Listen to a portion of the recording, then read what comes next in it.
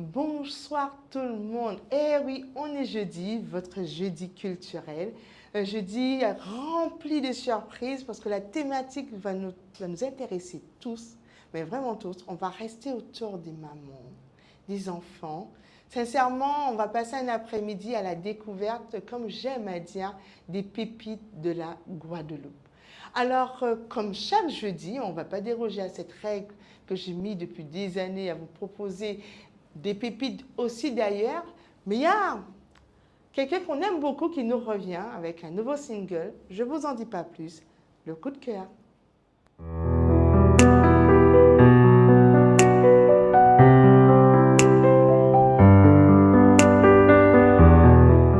Test one, test two.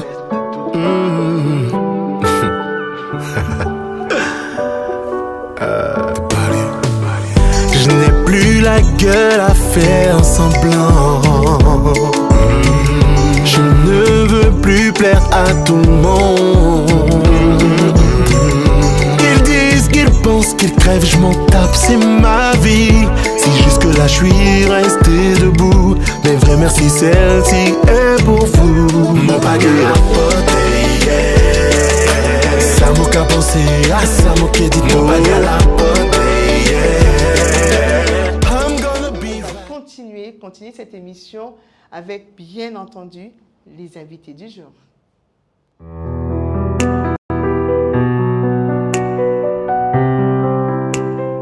Alors, comme je vous l'ai dit en préambule, on va vraiment parler de ce qui nous intéresse. C'est vrai, quand on grandit, quand on fait une projection sur l'avenir, on parle surtout bébé, on parle de fonder des familles.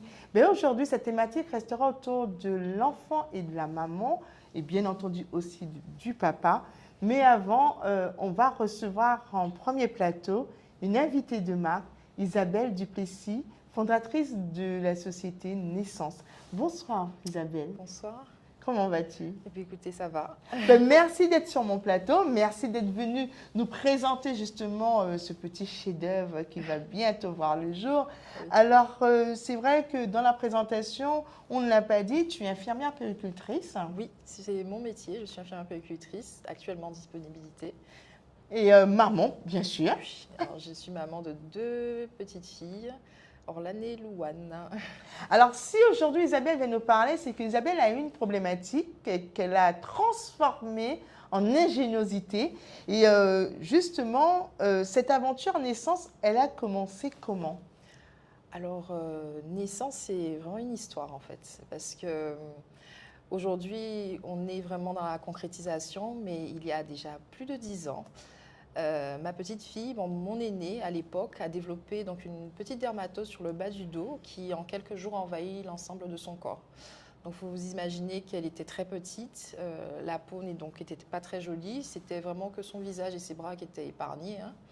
Et donc on est rentré donc dans cette spirale médicale forcément pour tenter de traiter donc cette dermatose et au bout de 2 ans on n'avait toujours pas trouvé de solution malheureusement.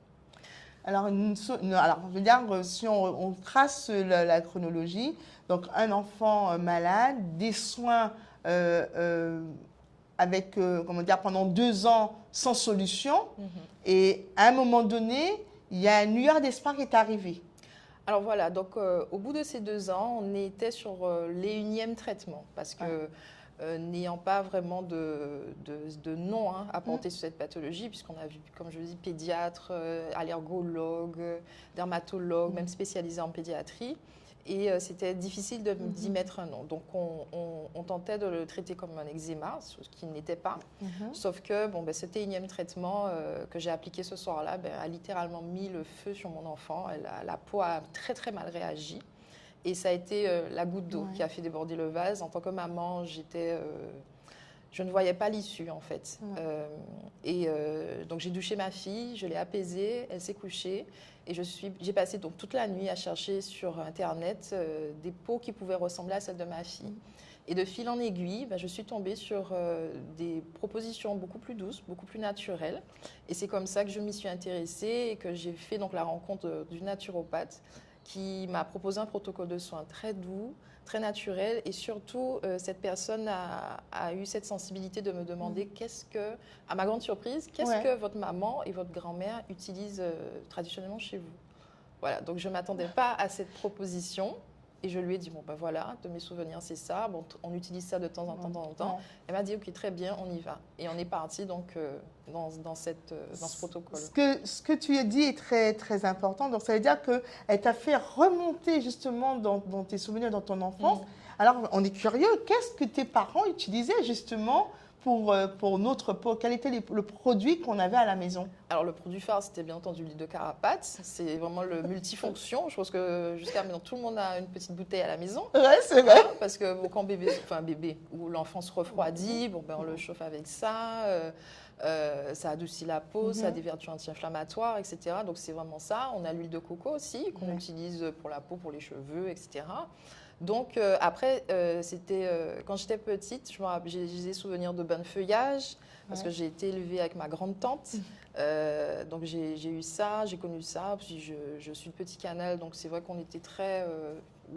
toutes les personnes qui nous ont gardé, nous, on avait ça. Il y avait ce bain de feuillage avec l'eau qu'on mettait au soleil, à chauffer. Ça, c'est des souvenirs. Voilà, donc ça, c'est des souvenirs d'enfance, ça. Et donc, du coup, moi, avec ma carrière d'infirmière, j'ai dû, entre guillemets, un peu laisser tomber le côté technique pour revenir à quelque chose de beaucoup plus doux, beaucoup plus raisonnable et beaucoup plus ancré dans ce qu'on faisait traditionnellement chez nous. Alors, c'est vrai qu'à un moment donné, on arrive, comme tu dis, tu es au bord, on va dire, de l'épuisement. Oui. Et comment justement cette transition s'est faite? Parce que c'est vrai qu'entre le moment où on te donne un traitement, une thérapeutique, on va dire, dite chimique, entre guillemets, et à cette réflexion du naturel, le laps de temps pour que tu puisses faire ce cheminement et faire ton accompagnement justement des personnes autour de toi, ça a duré combien de temps? 2 secondes. 2 secondes. 2 secondes. Ouais. Alors, c'est très réducteur ce que je dis, mais une fois en fait que j'avais compris le protocole, parce qu'on a eu quand même un échange et que j'ai vu le potentiel qu'il y avait dessus, je n'avais plus de doute en fait. Donc, j'ai décidé de le mettre en place tout de suite. Et donc, du coup, j'ai dû faire un travail avec ma famille, mais en fait, même pas un travail, je leur ai dit, voilà comment ça va se passer. Ouais. Donc, évidemment, ils étaient un petit peu inquiets parce qu'à l'époque, elle était encore très petite. Je suis sûre, non, parce que, effectivement, il y avait ce qu'on appliquait sur la peau, mais il y avait un changement aussi de son hygiène de vie parce qu'un ne va pas sans l'autre. On ne peut pas traiter l'extérieur sans traiter l'intérieur. Et donc, du coup, voilà, j'ai eu des a priori de tu es sûre, parce qu'on a vraiment des choses bien ancrées ici aux Antilles, sur ce qu'on mange, notamment, parce qu'il a fallu changer également ça. Et je leur ai dit, ne vous inquiétez pas, je ne mettrai pas mon enfant en danger. Et donc, du coup, on est parti sur ce protocole-là avec une main de fer, on va dire. Tout à fait. Oui, parce que mon enfant, je la faisais garder, donc il fallait aussi que je fasse la pédagogie à ceux qui gardaient mon enfant. Bon, je n'ai pas été jusqu'à l'école parce que je voulais quand même qu'elle ait une vie, entre guillemets, normale. Et la pédagogie s'est faite aussi dans mon propre foyer parce qu'il n'était pas question que ça soit que ma fille qui y soit. Donc, on est tous passés, on a changé nos propres habitudes également. Et ça a eu un bénéfice sur tout le monde, au final.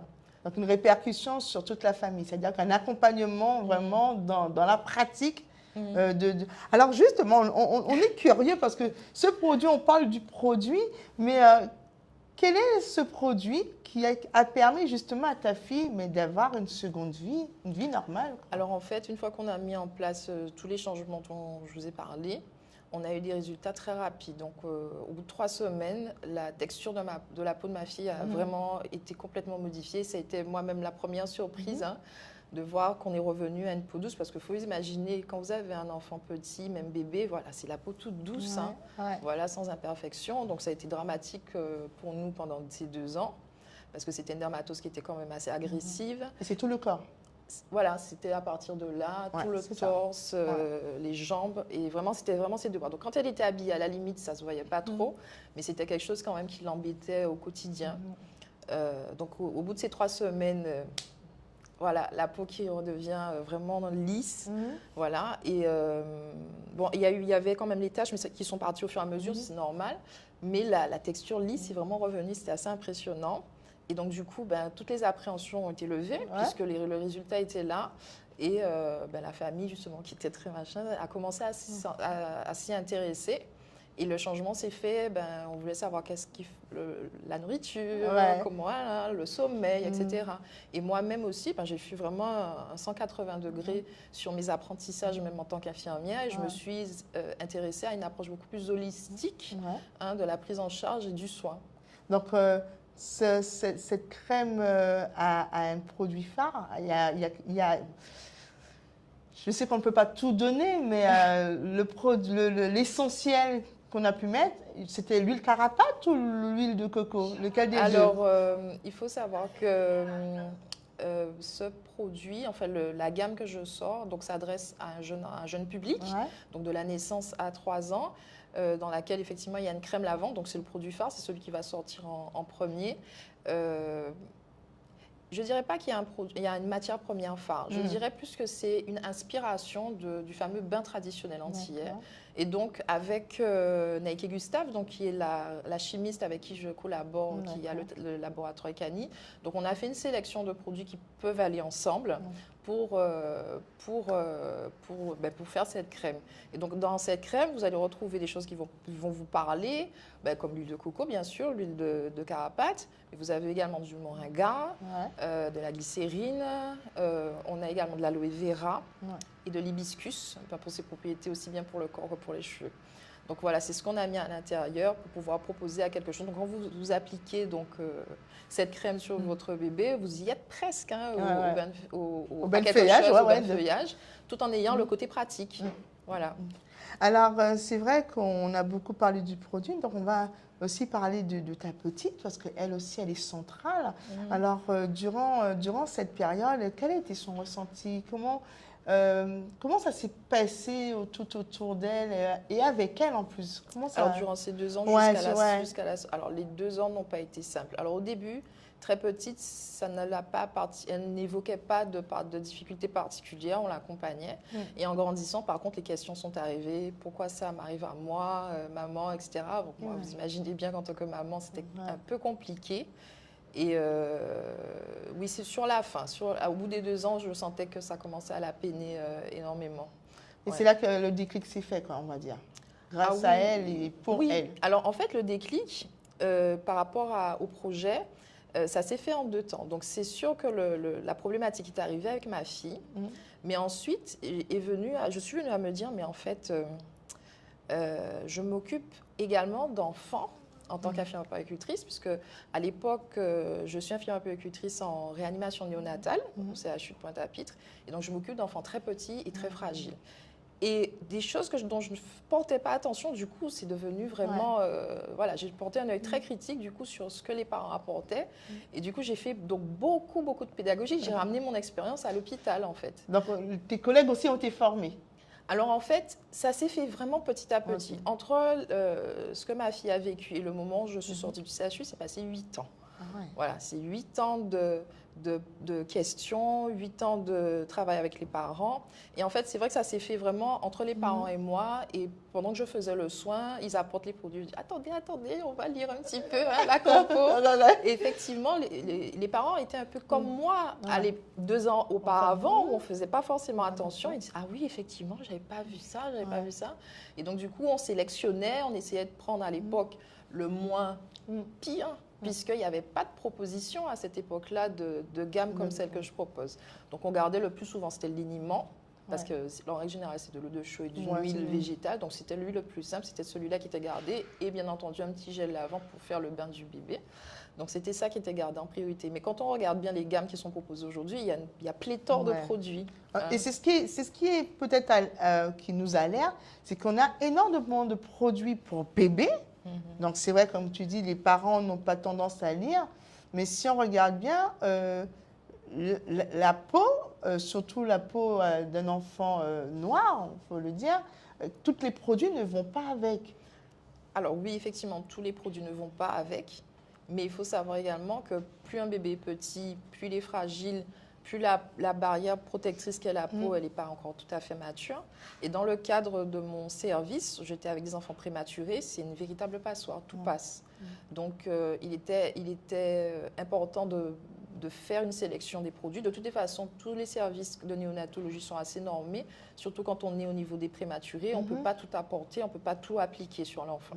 Donc oui, la peau est quelque chose de très fragile chez l'enfant, très immature, surtout quand ils sont prématurés. Et je pense jusqu'à peu près ces 2 ans, il faut faire effectivement attention à ce qu'on applique. Mais il faut savoir également qu'avec les années passant, les parents sont devenus de plus en plus exigeants. Ça, c'est clair. Aussi.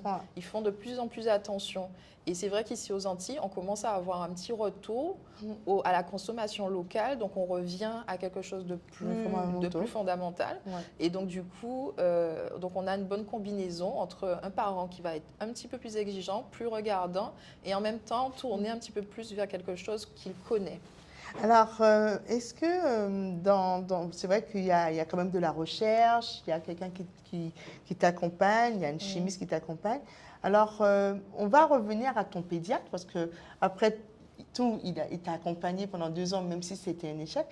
Quand tu es venu à lui proposer, lui présenter l'évolution de ta fille avec un autre produit que peut-être qu'un pédiatre ne prescrirait pas.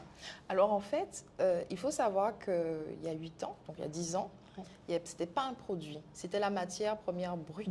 D'accord. Voilà. Donc en fait, quand on a réussi, on est arrivé à ce résultat-là, on a juste discuté de ce qui a été appliqué et des choses qui ont été modifiées dans son hygiène de vie. Donc, je n'avais pas de produit réellement à lui présenter. Mais au moins lui dire que... Voilà, on a appliqué ça, voilà quel protocole qui a été mis. Mais j'ai la chance aussi d'avoir un pédiatre qui était extrêmement ouvert d'esprit jusqu'à maintenant. Et donc, c'est vrai que quand je lui parle de ce que je fais, il me dit « OK, il n'y a pas de souci. Du moment que l'enfant n'est pas en danger, il n'y a pas de souci. » Il jette un coup d'œil quand même pour voir si tout va bien. Mais voilà, j'ai un pédiatre qui était quand même assez ouvert d'esprit. Donc, il n'y avait pas de souci à ce niveau-là. Et puis, ce n'était pas dangereux au final. Alors, c'est vrai qu'on revient, on parle énormément de la pharmacopée caribéenne. Aujourd'hui, tu nous dis que de nombreux parents maintenant reviennent aux fondamentaux. Dans la structure hospitalière, est-ce que c'est autorisé ou ça commence à être autorisé? On sait que tout est normé, comme tu as dit. Tout est normé. Est-ce qu'il y a encore cette difficulté à faire introduire dans les structures ce type de produit? Alors non, la matière première, en règle générale, elle n'est pas interdite parce qu'on a quand même cette conscience qu'il faut quand même combiner le médical et la culture. On ne peut pas faire un sans l'autre parce que sinon, on va perdre la confiance du patient. Donc, c'est dans les services de néonatologie, peut-être moins en réanimation parce qu'on est quand même sur un service quand même qui est assez particulier. Mais quand on rentre, par exemple, dans les services de néonatologie où on a des bébés beaucoup plus costauds, beaucoup plus grands ou dans les services de maternité, on gère avec les parents parce qu'il y a des parents qui sont très, très portés sur les produits naturels. Ils nous disent, bon ben voilà, j'ai apporté mon huile. Si c'est pour masser le bébé en fin de soins, en général, il n'y a pas de souci. Voilà. Alors, les caractéristiques, tu les as dit, c'est vraiment du produit brut. La glycérine, c'est vrai qu'on a souvent tendance à oublier que la glycérine était quelque chose de très, très utilisé pour nos bébés. Là, aujourd'hui, ce qu'on a envie de savoir, où est-ce que tu en es? Alors aujourd'hui, on a terminé la recherche et le développement. Parce que comme je vous l'ai dit, je travaille avec le laboratoire ICANI, avec Naïk et Gustave. Donc on est basé en Guadeloupe. Et on vient de terminer 2 ans de recherche et développement. Pourquoi? Parce que la gamme n'est pas artisanale. Elle a été pensée d'office pour être exportable. Donc il a fallu qu'on soit en règle avec les normes européennes. Donc, on a dû passer toutes les étapes qui ont été demandées justement pour la mise en conformité de cette gamme. Et donc, au bout de ces 2 ans, voilà, on arrive sur la fin. Donc, l'étape suivante qui arrive, c'est la mise en production. Et pour des questions financières, bien entendu, puisque je porte le projet quand même à bout de bras, on va commencer par la production de la crème lavante. Donc, c'est là où on en est aujourd'hui. Et là, actuellement, donc, on est en plein financement participatif pour pouvoir soutenir le projet et lancer donc, cette production. Si tout va bien, au mois de juillet, Naissance est dans vos salles de bain. Il y a une petite question que je vais quand même te poser, parce que tu dis que tu portes à bout de bras. Ce projet n'a pas été présenté à nos institutions. Il n'y a pas des... Alors si, bien sûr, Oui, j'ai déposé des dossiers au niveau de la région. Là, actuellement, je viens de sortir d'un concours, le concours BioBoss, où on a été sélectionné et pour représenter la Guadeloupe pour le concours interrégional. Et voilà, je dépose des dossiers. Mais il faut savoir qu'au moment où je me suis lancée, je ne suis pas entrepreneur, je n'ai pas de famille entrepreneur. Donc, je me suis lancée presque un peu en autodidacte sur mes fonds propres. Et c'est petit à petit, à force de rencontres, franchement, j'ai eu beaucoup de chance. J'ai eu des rencontres vraiment formidables, des gens qui m'ont aiguillée, qui m'ont aidée. Et au fur et à mesure, voilà, j'ai mis en place les jalons pour arriver jusqu'au bout du processus. Et avec, bien entendu, tout ce qui va avec. Donc... voilà. Là, dans l'attente. Alors, très bientôt, on aura cette crème lavante. Mais on remercie Isabelle pour justement cette présentation. Une maman courageuse, il faut le dire. Une maman, effectivement, quand on dit qu'on a des pépites, des personnes qui appartiennent justement de notre culture, ça, on remercie nos grands-parents, on remercie nos mamans d'avoir poursuivi justement ces traditions qu'on peut aujourd'hui, et c'est ce que je trouve surtout formidable dans ton projet, qu'aujourd'hui, ça nous sert quand on n'a pas oublié. Et c'est ça, la mémoire. Il ne faut pas oublier, il ne faut jamais oublier. Et même si c'est vrai qu'on est submergé par énormément de publicité d'ailleurs, mais de se dire que quelquefois, c'est à portée de main. Voilà, c'est juste là. C'est ça, c'est l'alternative locale que je propose en fait.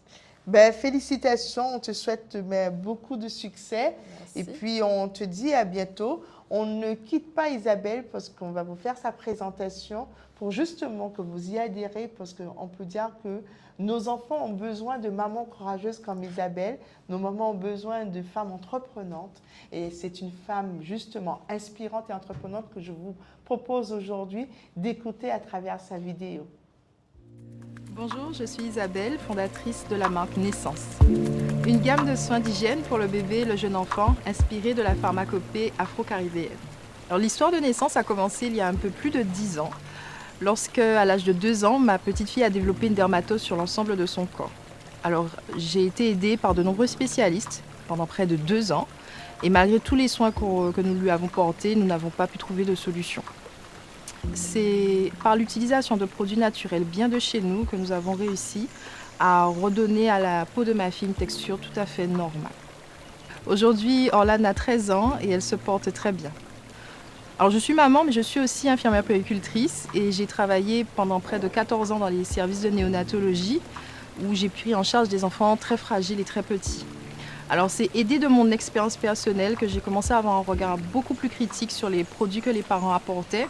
Et donc, je leur ai apporté mon savoir et de la pédagogie pour pouvoir leur apporter des soins beaucoup plus adaptés à leurs particularités. Ces bébés, dont la peau est particulièrement fragile, absorbent tout ce qui est bon, mais aussi tout ce qui est mauvais. J'avais vraiment envie de rassurer les parents sur la sécurité du produit et en valorisant les matières premières que nous utilisons traditionnellement sur mon île, la Guadeloupe. Mon équipe et moi avons mis au point une gamme d'hygiène naturelle pour le bébé et le jeune enfant, pratique à utiliser et surtout dotée d'une composition saine. Vous retrouverez une crème lavante pour le corps et les cheveux, un liniment protecteur et une huile de massage composée de 3 huiles végétales. Aujourd'hui, tout est prêt, la recherche et le développement sont validés. Nous avons maintenant besoin d'un coup de pouce pour lancer la production, la toute première, celle de la crème lavante. C'est pour tout cela que nous lançons cette campagne de financement participatif. Vous pourrez simplement faire un don pour soutenir le projet ou encore précommander votre produit pour vous ou encore pour offrir. Par avance, je vous dis merci du fond du cœur pour le soutien que vous nous porterez et qui assurément donnera naissance à ce projet.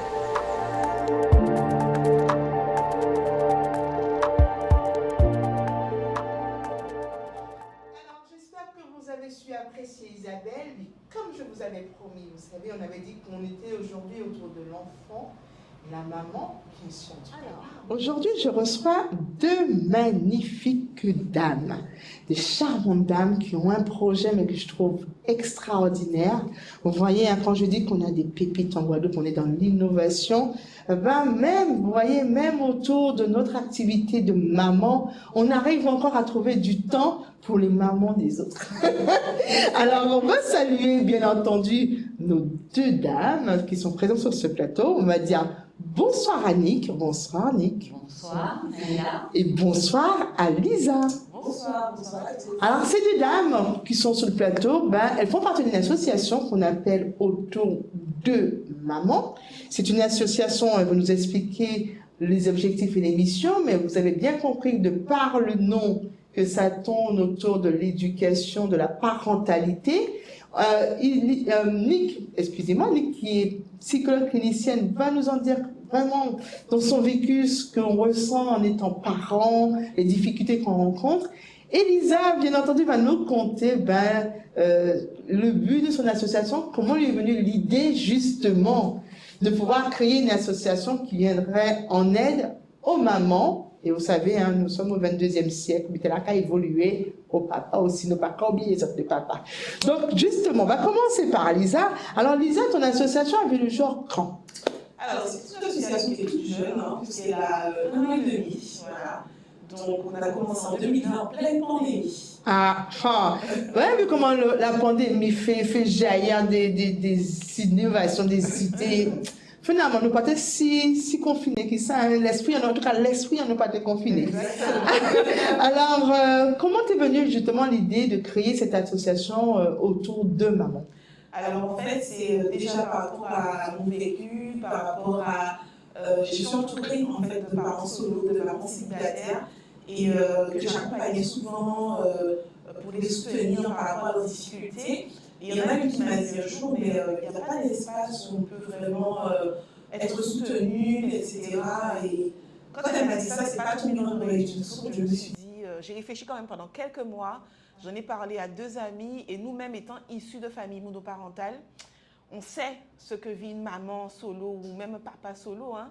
On sait aussi, c'est les difficultés aussi qu'ils rencontrent et les enfants aussi ce qu'ils rencontrent.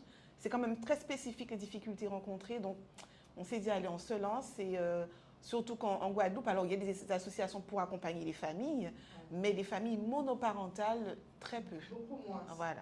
Donc, une fois qu'a émergé l'idée, qu'on est passé au concret, comment justement ton entourage, les personnes tout autour ont apprécié justement la naissance de cette association? Alors, ça a été très, très bien accueilli. Sincèrement, il y a eu un engouement autour de cette association parce qu'on s'est dit par rapport à ce qu'on propose, donc on va parler tout à l'heure, hein, ça a créé un engouement puisque c'est un accompagnement qui est vraiment global en fait, des parents qu'on accompagne. Alors, je vais me tourner vers Nick parce que c'est vrai qu'on va avoir sa vision professionnelle. Est-ce qu'il y avait vraiment dans notre espace ce besoin? Est-ce que c'était déjà identifié? C'est vrai que Lisa en parle parce que c'est son entourage, mais je crois au niveau professionnel, est-ce que c'était un manque? Est-ce qu'il fallait vraiment qu'il y ait ce type d'association? Cette association, effectivement, est bienvenue parce qu'on se rend compte que dans l'inconscient collectif, comme si c'était facile d'être parent. Mais être parent, ce n'est pas dans un idéal, c'est quelque chose qui s'apprend petit à petit. Et je me rends compte que les gens, ils sont dans un idéal et ils se disent « je suis comme cela et je dois faire ». Mais en ayant des fois des manques parce qu'ils voient qu'ils n'arrivent pas avec leurs enfants. Et au niveau scolaire, des fois, je me rends compte que souvent, les enfants reflètent quelque chose où il n'y a pas les 2 parents qui sont là. Et je me suis dit, pourquoi pas accompagner les parents dans leur parentalité, comment être parent, des enfants qui sont en bas âge ou des enfants qui sont plus grands, et même des adolescents. Il y a vraiment un besoin d'être accompagné. C'est vrai que Lisa disait qu'elle est issue, elle aussi, d'une cellule monoparentale. On a l'impression que ça se reproduit. Est-ce que tu es en train de nous expliquer que le fait que ces enfants n'ont pas justement cette vision d'une famille composée de maman, papa, automatiquement, inconsciemment, reproduisent le même schéma? Alors c'est vrai que souvent, il y a l'idéal que les parents sont papa et maman, qu'il y a un groupe parental, mais en Guadeloupe, on voit que souvent, ce sont des femmes qui sont toutes seules avec leurs enfants. Mais ce qui a évolué, c'est que souvent ces femmes-là étaient accompagnées par la grand-mère, le grand-père, les tatis, les tontons, en fait la famille élargie. Mais de moins en moins, cette famille élargie s'étiole, ou même si elle est là ponctuellement pour les grandes fêtes, Noël, Pâques, etc., mais quotidiennement, elle est moins présente. Donc, ces femmes se retrouvent seules, ou ces hommes maintenant peuvent se retrouver seuls également avec les enfants et demandent de l'aide, ou des fois ils ne savent pas à qui demander de l'aide. Donc, par cette association, maintenant, ils savent où frapper pour avoir un accompagnement. Comment faire, comment répondre à leurs besoins, à leurs manques. Parce qu'on ne va pas rester dans l'idéal. Étant donné qu'il y a un manque, qu'est-ce qu'on peut faire pour bien grandir, pour bien aider à bien grandir les enfants, tout de même. Alors, on va pointer le doigt sur justement une difficulté récurrente. Quelle est la difficulté principale que des personnes qui viennent à vous expriment? Alors, il me semble que c'est la difficulté pour une maman solo. Comment faire un enfant bien grandir sans la présence du papa? Parce que là, on se rend compte qu'il n'y a plus le triangle père, mère et enfant. Alors, comment faire pour que l'enfant puisse bien évoluer psychiquement, mais aussi physiquement, sans que le papa soit là? Alors, le papa peut être hors du foyer même, mais être présent parce que c'est lui qui nourrit, c'est lui qui donne la pension alimentaire, il a la garde d'enfants de temps en temps, enfin toutes les semaines ou les 15 jours, mais il est quand même présent. Et les parents arrivent à ne pas faire trop la guerre, mais à s'entendre. Mais il y a dans des cas où le père, en fait, il est comme, il a divorcé des enfants également. Il n'est plus présent. Et là, ça fait une blessure dans le cœur des enfants. Alors, le parent se retrouve seul par rapport à cela et ne sait pas comment faire grandir l'enfant avec cette absence du père. Et l'enfant même, il se sent défavorisé vis-à-vis de ses camarades où le papa veut venir chercher son copain. Le papa est là pour l'anniversaire. Et lui, dans ses paroles, on sent qu'il est blessé, il est dans ce manque affectif. Alors, comment faire pour que l'enfant grandisse bien malgré cette absence-là?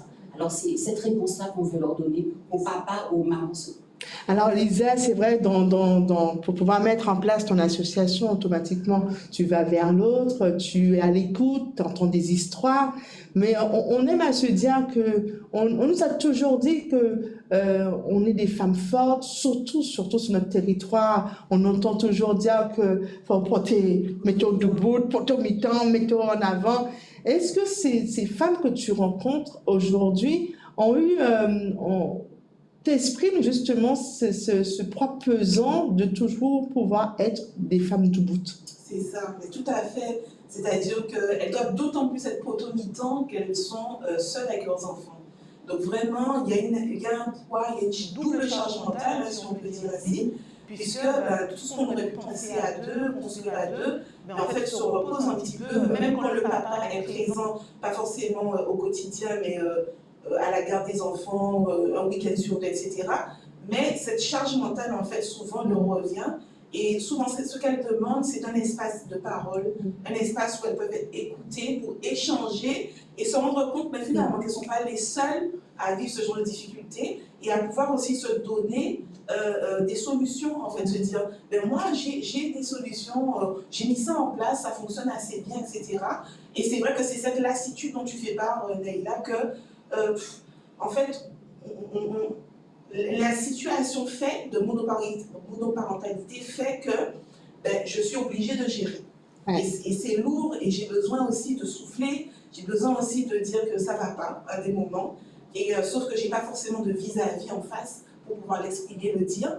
Donc justement, l'association Tour de Maman propose justement des espaces de parole, des groupes de parole, des temps d'échange, un point écoute, notamment avec Nick, qui est un autre psychologue, où on peut désamorcer une situation. Voilà.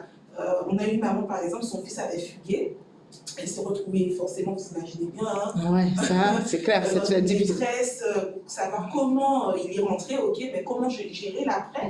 Ben voilà, avec Nick, ils ont pu échanger pour savoir comment appréhender, comment aborder justement la fugue, cette situation avec son enfant, parce que c'est compliqué quoi, à gérer toute seule, avoir tout le temps savoir quoi faire, comment faire, etc. Ouais. C'est compliqué. Moi-même, je l'ai vécu aussi avec ma propre mère, c'était pas évident en fait. C'est vrai qu'on a l'impression que c'est tellement facile parce que c'est vrai que quand on entendait nos grands-mères, des voisins, comme tu disais, des tantis qui parlaient, qui disaient que moi j'élevais seul mon enfant, entre maman et papa en même temps, on avait l'impression que c'est tellement simple de pouvoir faire ça. À la journée d'aujourd'hui, avec le recul, surtout par rapport à toi, Annick, et professionnellement parlant, qu'est-ce qui fait qu'aujourd'hui notre jeunesse est en décrépitude? Qu'est-ce qui fait on a envie de se dire que de plus en plus nos jeunes deviennent mères? Donc il y a souvent une difficulté, il y a souvent il y a eu un manquement quelque part qui fait qu'on se retrouve aujourd'hui, et on est quand même en 2022, à ne pas pouvoir renverser cette situation, parce que quand on regarde, on a tout à portée de main. On a les moyens de contraception, on a des images, on a des vidéos, des publicités. Qu'est-ce qui fait qu'aujourd'hui, nous, en Guadeloupe, on est face à cette difficulté? Alors, il me semble que les jeunes ont besoin de continuer d'être accompagnés par leurs parents. Ouais. Et c'est ce qu'il manque peut-être. Parce que lorsqu'un jeune est grand corporellement, il est encore petit émotionnellement. Ouais. Et ça, on oublie. Donc, les jeunes filles comme les jeunes hommes ont besoin d'être accompagnés au niveau affectif, mais aussi au niveau de l'éducation, de la sexualité, de l'éducation, de la vie amoureuse. Ils ont besoin de cela. Et je crois qu'il faut qu'on se pose et qu'on puisse réfléchir en tant qu'adultes, qu'est-ce qu'on leur transmet. Ensuite, certains enfants ou certains jeunes n'arrivent pas à se projeter très loin. Ça, il est question aussi de l'estime de soi. Qu'ils peuvent continuer leurs études, faire 5 ans d'études, c'est un battement de cils, comme je disais tout à l'heure, mais ils ont en tête que c'est tellement loin, donc du coup, ils arrêtent de pouvoir se construire, et ils s'arrêtent sur des choses qui sont la vie amoureuse, la vie sexuelle trop tôt, et ça arrive donc un bébé trop tôt, ils sont encore jeunes, à 15 ans, 16 ans, et ils ont à leur tour un enfant. Et là, ils n'arrivent pas à se projeter plus tard dans leur vie. Il y a aussi le complexe d'Oedipe, il faut qu'on le révise. C'est-à-dire que pouvoir dire à l'enfant, ben, toi aussi tu pourras avoir ton mari, ta femme plus tard. Regarde comment je suis aimée par ton papa ou je suis aimée par ta maman. Regarde comment on s'aime. Et ça, on ne sait pas le faire. Et même si la mère est seule, elle peut raconter l'amour qu'elle a vécu avec le papa de l'enfant. Comme ça, l'enfant, en fait, il est dans une histoire d'amour et il arrive plus tard à se projeter en tant que mari, en tant que femme. Mais si ça n'a pas été fait, l'enfant a une idée, en fait, qui est négative de la vie amoureuse et de la vie conjugale. Donc, il est important par la bouche, par la parole, de pouvoir raconter l'histoire à l'enfant, même s'il y a une séparation ponctuelle avec le parent. Et l'enfant ainsi peut se construire dans le futur, construire sa vie amoureuse, sa vie conjugale et sa vie professionnelle également beaucoup plus facilement. Alors, il n'y a pas si longtemps, on a entendu qu'il y a l'école des parents qui a vu le jour. Parce qu'on est vraiment dans le contexte, une association qui accompagne les parents seuls, et en même temps, on voit en parallèle, on a cette continuité de l'école. Mais qu'est-ce que c'est? Les gens qui nous entendent, qui nous écoutent, c'est quoi une école de parents? Alors souvent, au niveau des écoles même, primaires ou même les collèges, ils construisent des petits groupes d'écoles de parents, ce qui me semble bienvenu. N'est-ce pas, Lisa? Oui, tout à fait. Parce que les parents, comme je disais, on n'apprend pas être parent, c'est pas quelque chose d'idéal, c'est pas quelque chose qui se fait de surtout à notre époque. C'est-à-dire c'est quelque chose qui s'apprend petit à petit. Donc c'est un groupe où, comme on le fait, où les personnes vont venir avec leurs expériences, avec aussi leurs manques, mais en tout cas pourront verbaliser cela avec d'autres parents. Et en fait, il y aura une espèce d'écho avec ce que vivent les autres et on va prendre dans la parole des autres, dans la vie des autres, des exemples et des outils pour faire aussi pour soi-même. Et c'est ce qui est intéressant parce qu'on va retrouver ce qu'on a perdu d'antan. L'école des parents, comme on est dans une vie très individualiste, l'école des parents vient piocher en fait dans le moderne ce qui était dans le d'antan, parce qu'on va partager en fait l'expérience et pouvoir se donner à chacun les outils de chacun et pouvoir faire ensemble. C'est ce qui est intéressant. Le vivre ensemble, effectivement, revient de plus en plus en ce moment. Lisa, c'est vrai qu'on est curieux, beaucoup de gens posent des questions. On parle beaucoup des mamans, mais c'est vrai que ton association a cette particularité, tu as intégré les papas. Alors, on peut trouver ça peut-être fou, mais un papa qui élève seul son enfant, Ça arrive maintenant en Guadeloupe, ça arrive de plus en plus. Ah ouais. Effectivement, nous étions les premiers étonnés d'avoir des appels de papa qui nous demandent pour bénéficier de la médiation familiale aussi, parce qu'on a une médiatrice familiale aussi de cette association, surtout au niveau de la médiation, d'ailleurs je dois dire, mais aussi d'espace de parole, qui assiste aussi aux groupes de parole que nous mettons en place, etc. Donc oui, c'est une réalité. Et j'aimerais quand même dire, parce que tu posais la question au tout début, j'aimerais quand même dire que les Antilles-Guyane, nous avons 3 fois plus de familles monoparentales qu'en France hexagonale. Ouais. Donc, ça ne diminue pas. Voilà. Ça va en augmentation. Voilà, ça va en augmentation et les papas solo font partie de ces familles monoparentales, bien évidemment. Donc, alors, ton association a plusieurs activités. C'est vrai qu'au départ, on a beaucoup parlé, tu disais qu'il y a des groupes de parole, mais comment ça s'organise? Comment vous fonctionnez? Parce que je vois que tu es bien entouré. Nick, tu vas être formidable. Bref, et vite. Alors, comment les activités se font au niveau de l'association? Alors, en fonction de... Nous avons des mamans qui sont autour de nous, donc nous allons recueillir leurs besoins. On leur a dit, voilà, de quoi vous auriez vraiment besoin? Et la première chose, c'est un espace de parole. On a besoin de parler. C'est ça, c'est faux, voilà. On aurait demandé de m'aimer parler, donc là, pour le moment, c'est bon. Voilà. Ouais. Donc c'est pour ça qu'on a créé un groupe de parole, des espaces de temps d'échange, où des professionnels donc, comme Nick se succèdent en fonction des thématiques qu'on propose. Donc c'est souvent les thématiques autour de la parentalité, essentiellement en fonction des problématiques qu'elles rencontrent. Voilà. On a aussi, ce qui est aussi remonté, c'est qu'on a besoin aussi d'un espace pour souffler, se faire du bien, etc. Le bien-être, s'occuper de soi. Donc on a créé un atelier qui s'appelle Un temps pour soi. Et ça, ce sont les mamans qui proposent et souvent qui vont proposer des ateliers coiffure. On a aussi un atelier estime de soi avec une coach en résilience qui propose aux mamans des ateliers sur l'estime de soi parce que ça a été aussi une demande. Voilà. Et puis, on a le point écoute aussi, où, pour désamorcer les situations avec les professionnels, les psychologues, et un point très important, la médiation familiale aussi. Souvent, lorsqu'il y a eu séparation, cela ne s'est pas bien passé avec soit l'ex-conjoint ou la famille de l'ex-conjoint. On peut rencontrer des situations compliquées. Donc, du coup, la médiatrice familiale vient vraiment jouer son rôle. À la base, elle va à la rencontre de ces personnes. Donc, on est vraiment dans la médiation pour aider à ce que ça se passe bien. On travaille vraiment pour le bien-être, en fait. Le bien-être à tous les niveaux, sur tous les plans, en fait, de ses parents. Le bien-être physique, le bien-être mental, mais aussi spirituel, parce qu'un être, c'est... Oui, c'est un tout, c'est un ensemble. Voilà. Alors, est-ce qu'effectivement, c'est vrai que vous êtes tellement proche de ces mamans, comme tu disais, qu'il y a des enfants, mais il y a aussi des ados. Est-ce que vous avez quelquefois des interpellations d'ados? Est-ce que le fait de savoir que vous pouvez parler à leur maman, à leur papa, ça leur permet à eux aussi d'aller vers vous? Mais ce qu'on ne peut pas dire à maman, on vient le dire à l'association. Pour l'instant, on n'a pas encore eu cette expérience. Pour l'instant, on a eu vraiment le contact avec le parent. Et pour compléter pour les groupes de parole, on a pu s'adapter par rapport à la pandémie, faire des groupes de parole, pas en présentiel. En ligne. Oui, mais en ligne. Et les mamans étaient au rendez-vous, elles ont bien voulu se moderniser. Et le groupe s'est construit, psychiquement, le groupe s'est construit. Donc, après, on peut parler ensemble de certains points que les mamans rencontrent au niveau de leur parentalité. Et il y a eu des points par rapport aux adolescents. Il y a eu des thématiques où, par exemple, comment ne pas être une mère parfaite.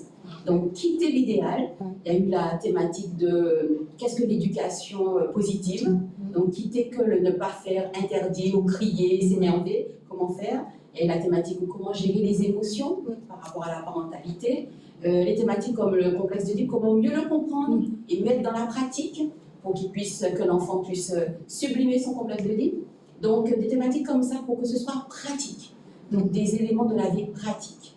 Donc, pour l'instant, je pense que ça va venir parce que c'est mon chemin. C'est ça. Donc, peut-être qu'on pourra toucher les adolescents directement, mais pour l'instant, on n'a pas cette expérience-là.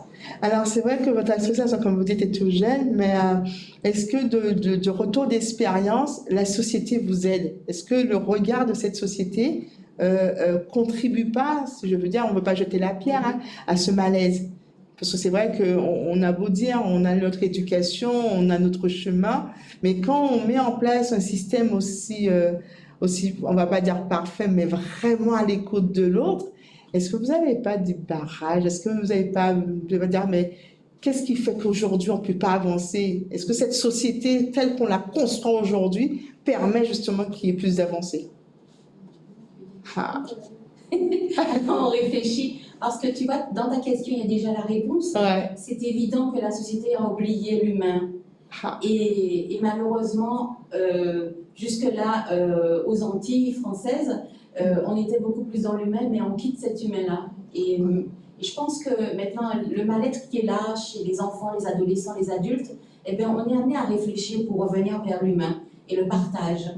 Donc, des associations comme cela vont fleurir, j'en suis sûre, parce qu'il y a beaucoup d'idées et que maintenant, on a envie de sublimer les difficultés, de sublimer la misère humaine et qu'on a envie maintenant d'aider pour être bien en Guadeloupe, que nos enfants grandissent et que leur estime de soi soit protégée, soit valorisée et qu'on ait en fait des adultes forts. Et je reprends que les adultes forts, ce n'est pas grâce à une éducation sévère. C'est vraiment dans l'amour, dans la fermeté. La fermeté n'est pas la sévérité. La fermeté, c'est la régularité. La fermeté, c'est la constance. Par exemple, lorsqu'on dit à un enfant ou un ado, tu sors, je te permets de sortir, mais tu rentres à 19h. D'accord. Et on le lui dit. Cet enfant ou cet enfant, on lui dit, tu ne touches pas à cet objet-là. Et lorsqu'on lui dit après, à la fin, ben, écoute, fais ce que tu veux, ou écoute, fais ça au V. Ouais. Mais ça, on n'est pas dans l'éducation, on est dans la constance et la régularité, la fermeté. Et éducation, c'est égal fermeté. Donc c'est très difficile d'être ferme en tant que parent. Donc c'est quelque chose qui s'apprend également. Ouais. Et je crois que la société maintenant, on a envie d'aider les enfants à devenir des adultes forts. Ouais. Donc maintenant, il est question de se donner les moyens. Qu'est-ce qu'on fait vis-à-vis de cette société qui est en train de penser qu'à l'argent finalement, qu'à ce qui est commercial. Et nous, on a envie de donner de l'amour, d'aider et d'entourer et surtout de contenir les gens.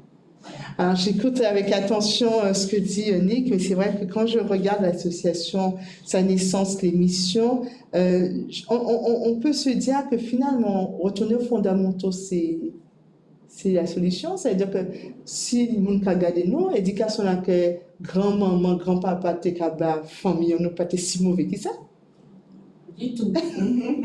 C'est juste qu'il y a quelque chose qu'on peut améliorer. C'est ça. C'est la sévérité qu'il y a. Ouais, c'est ça. Et maintenant, peut-être qu'on peut, parce que ce qu'il y a, c'est que les parents d'avant, ils étaient présents. C'est ça. Ouais. Ils étaient présents, même si des fois ils étaient un petit peu sévères, mais en tout cas, ils étaient présents. Et c'est quand, dans la transmission, il y a la présence de l'autre parent, qu'il y a le je, il y a la réponse, ça permet d'exister quand on en répond à un enfant par un acte, par un regard, par un geste. Mais quand il n'y a pas cette réponse, qu'on le laisse devant son écran tout le temps, ou qu'on ne fait pas des choses avec lui, ou qu'on a divorcé de lui parce qu'on a divorcé des parents, de son conjoint, pardon, et bien du coup, l'enfant n'arrive pas à être dans cette existence, dans cette croissance, dans ce jeu, dans la réalisation de soi. Et il me semble qu'avant, les parents étaient un petit peu plus dans je suis là pour toi, même si après ils allaient au champ, mais ils revenaient, mais en café en verre. C'est ça. Donc peut-être qu'on peut revenir dans cela, mais plus mettre moins de sévérité. Voilà, peut-être qu'on peut s'améliorer sans jeter la pierre à nos grands-parents qui étaient extraordinaires. Et nos parents, ils sont comme ils sont parce qu'ils ont aussi leur souffrance. Il ne faut pas oublier que les parents et les grands-parents, nos grands-parents, ce sont aussi des personnes qui ont eu leur souffrance. Et lorsqu'on comprend cela, on arrive mieux à les appréhender et les accepter comme ils sont. Donc voilà, moi je pense qu'on peut améliorer ce que les parents nous ont transmis. Si on peut réfléchir à cela. Alors, on parle aussi de famille élargie. Élargie, c'est ça, ouais. Et j'ai vraiment le souvenir, et même lorsqu'on me raconte aussi, la famille élargie jouait aussi un rôle important.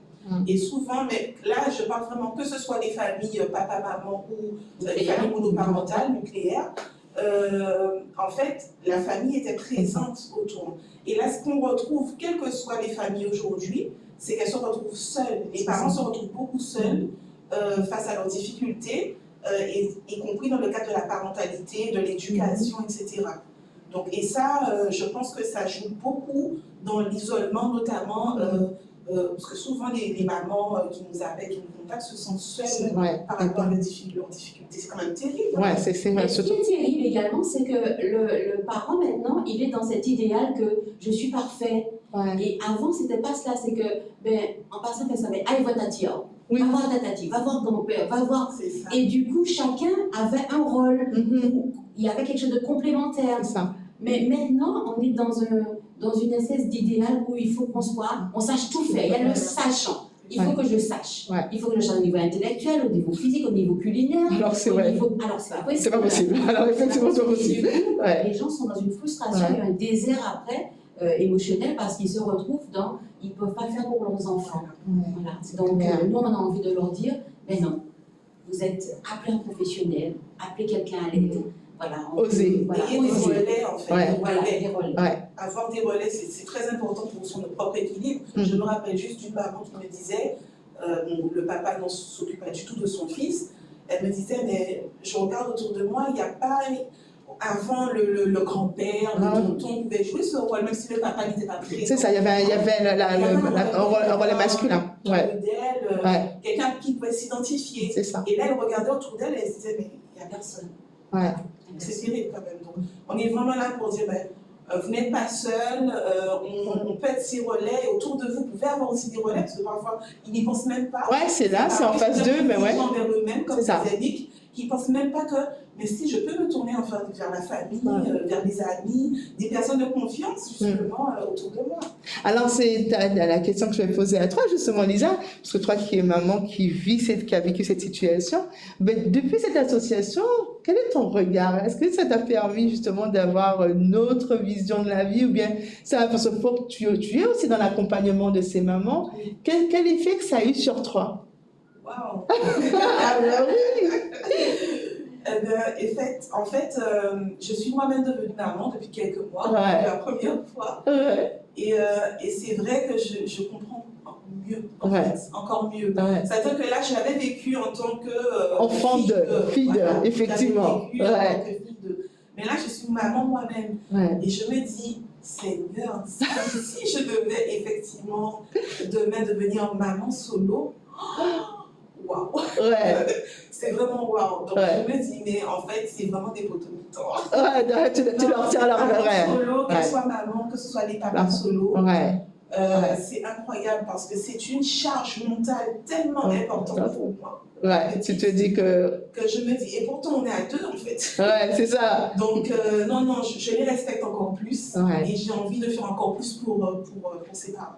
Alors il y a une activité, mais il y a un événement qui sera très bientôt qui va permettre de vous connaître, de vous suivre et de justement en plus d'apporter l'expérience que chaque maman peut avoir. Donc c'est une matinée de porte ouverte qui aura lieu très bientôt. Oui. Tout à fait. Alors, elle a lieu dimanche 5 juin. Donc, dans quelques jours. Oui, on est jeudi, donc c'est ce week-end, Pentecôte, ceux qui ne veulent pas aller sur les plages parce que c'est trop rempli, je vous le dis, c'est trop rempli. C'est ça. Donc, faut pas y aller, faut venir dimanche. Aller après. Ou bien aller après, effectivement. Passer, faire un petit tour et aller manger le crabe après. Alors, dimanche, ça va se passer où? Alors, ça va se passer à Destreland, au 25 boulevard Destreland. Donc à Bémao, sur la ville de Bémao.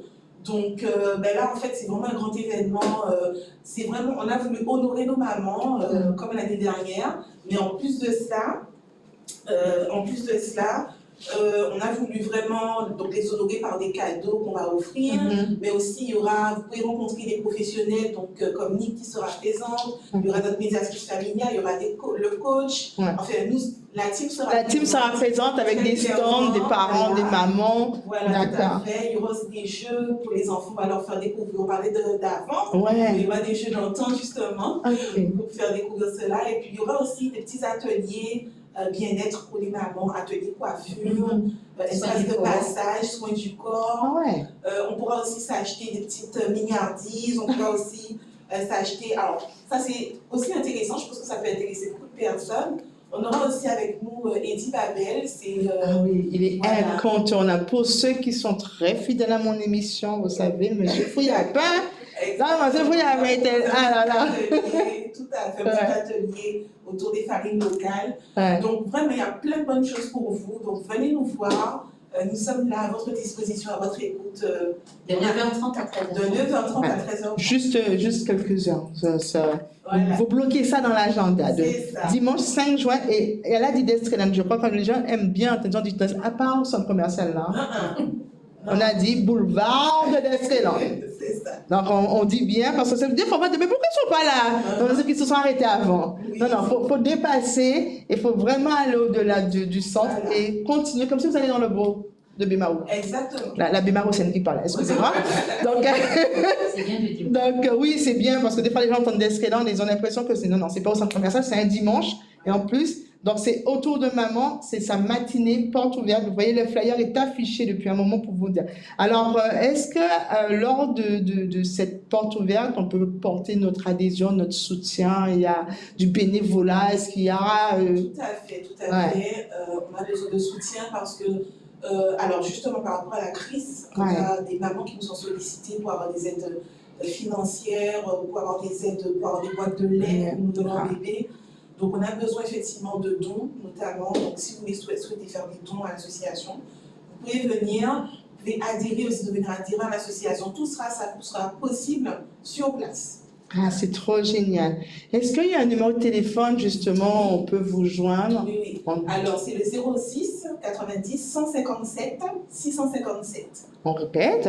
06 90 157 657. Donc, maman, papa solo. Donc, vous avez dorénavant maintenant une structure. On ne peut pas dire que Pani, là, c'est fini. Hein? C'est existant autour de maman. Et bientôt, vous allez voir un hashtag papa.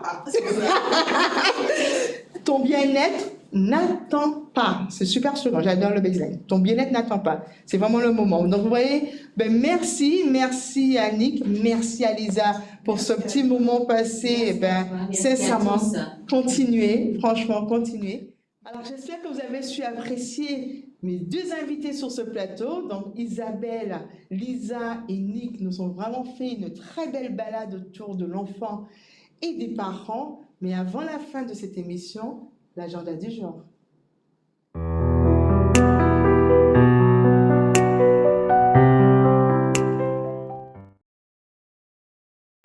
Votre rendez-vous avec les acteurs du bien-être, les rencontres Serenity Iceland, salle Cheikh Boutou, rue de la Chapelle à Jarry. C'est ce samedi 4 juin, de 9h à 19h. Entrée 5 €, prévente 7 € sur place, gratuit pour les enfants. Un verre de jus local et une pensée positive offert. Infoline 0690 99 43 66. Ou bien entendu sur le site internet www.serenityiceland.com. Dimanche, l'association Céréales vient marcher avec nous.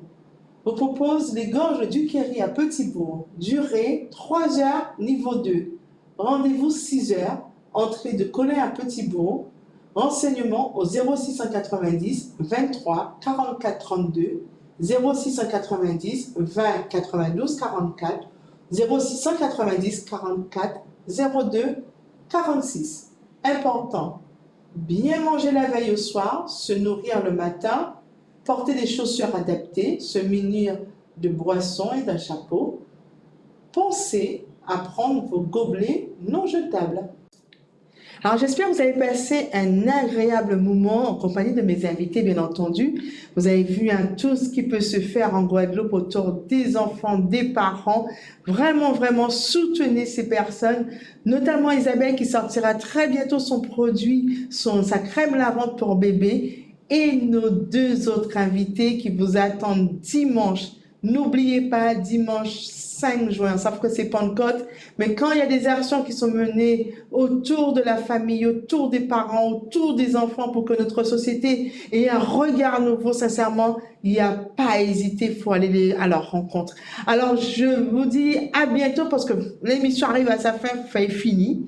Je remercie Fabrice pour la réalisation de cette émission et je vous dis, restez connectés, pas lagués. À jeudi prochain.